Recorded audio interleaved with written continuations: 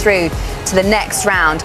They lost their advantage, their home advantage, of course, by coming second in the group. So this might have been a little bit of a different game for them if they'd obviously managed to keep that. It was not an easy game by any stretch of the imagination. Duncan, how would you sum it up? Tough game, wasn't it? Really, never saw a goal coming, did you?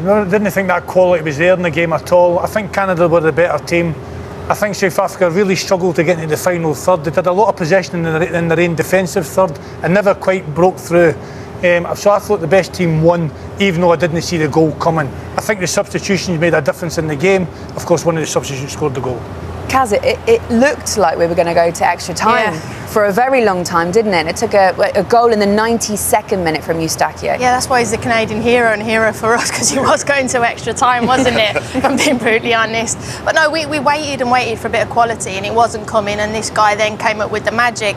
I think South Africa will be gutted with how they defended the goal. I think they could have done a lot better. I think in the wide areas, you see Eustaquio there highlighted, the ball comes in, the clearance is really, really poor. Great finish from him, but you'll be really disappointed that he gets to run off the back of the South African midfielder, and obviously they don't pick up the second phase when this header is into the area where you don't want it to go, and then it's all about the finish.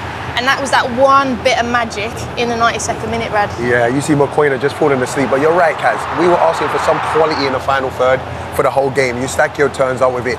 He does it often for LAFC. He's a very technical player. If there's one player in this kind of game who you'd want that to drop to around the edge of the box, it's probably Stephen Eustaquio. Great finish, big moment in this game. You've seen a lot of that in this tournament, players not getting picked up on the edge of the box. Yeah. The defenders are ball watching, they need to pick them up. They stop watching the ball, go and watch the player. It's the player that scores the goal. It's laziness, Dunk, man. Yeah. Not in this game. In a knockout round, you have to empty the tank.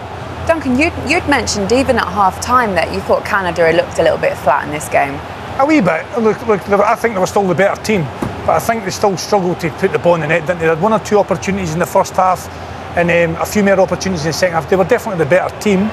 Maybe they wasn't as good as they've been in the previous games because they've had the home advantage. Yeah. But I think the best team won, even though I didn't see a goal coming, to be honest with you. But they got one, didn't they? They did have a really good chance earlier on, which was in the second half, and a great goal line clearance from South Africa. It was set up, but I think this is what Jesse Marsh wanted. He wanted moments like this where they win the ball back and they can attack quick. You see Tani Oluwaseyi just darting through there, using his pace. Does well to hold off the defender, but he's met by a brilliant save. And then that defender, we spoke about Mbakazi before the game and his athleticism. He doesn't give up on a play. We're just talking about Mokoena giving up on a play. He doesn't. If he doesn't make this tackle here, Jonathan David is running off with a tap in, probably just nods it in with his head. But then look at this. Just gets there first, wants it more, desire, and comes up with a big clearance to keep the score levels. He's mad there with Davies, isn't he? Yeah, he thinks he should have gone in with the head, right? Oh, that's unbelievable. I'm not sure what Jesse's going on about there. We waited this whole World Cup all through the group stages to see Alphonso Davies and see what sort of shape he's in. He came off the bench eventually. Dunk, what did you think? How did he perform? He did all right. I think he started well in the first 5 or 10 minutes when he came on, then he faded a wee bit. But he showed his quality right away when he got on the ball. He made a lovely forward pass into his striker who then sets it back. So he's a nice bit of quality. Obviously he's a class act, but it's going to take him time. It's going to take him time to get into the rhythm of the match and the games. But it's nice to see him on the pitch because he's their star man, isn't he? The boy maybe have slid that extra pass in there, but he took his... and then there... Yeah, he showed a wee bit of class there with his dribbling. Played left wing. Normally you see him at left back. But obviously he's that important to put him on the pitch. And it's nice to see him.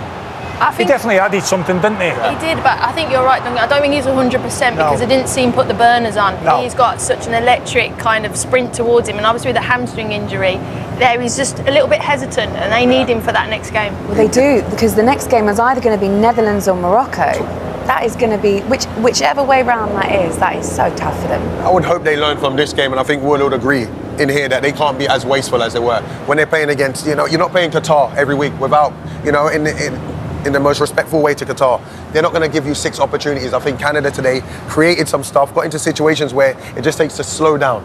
Yeah. One more pass, better decision, shot on target, and they didn't do it enough. You're playing against Netherlands or Morocco, forget about it. You'll be out of that game before they'll need to maximise their chances against Holland or Morocco, won't they? Because they'll not get as many chances as they've got here tonight. They're only going to get 1 or 2 chances in that match because they'll be off the ball for the biggest part of the match. Canada first team through to the last 16. Last 16. We're going to get some quick reaction from the Canada camp and see exactly how they're feeling. I want to talk about you for a second, everything you've been through.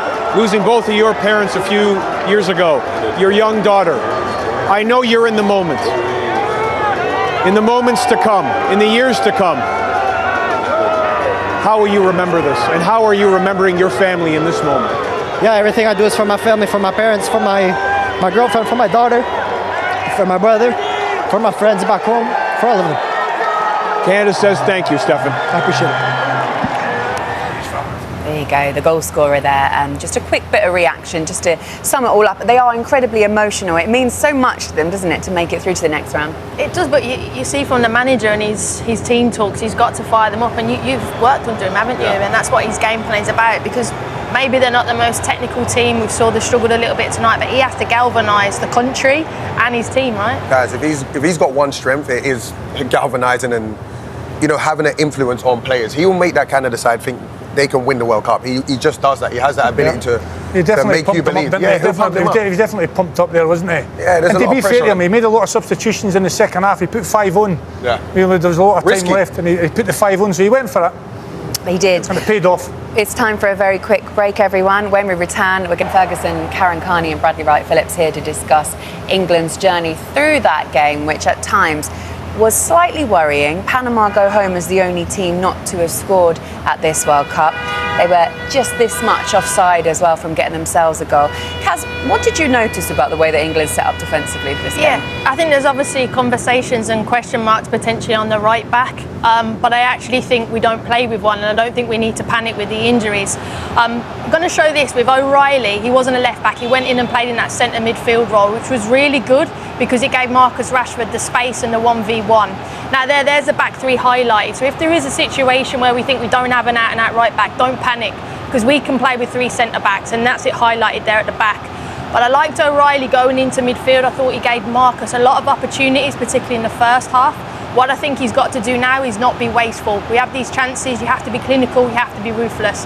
Again, there's O'Reilly running into the space in behind there for 1v1 for Marcus, really good to isolate him.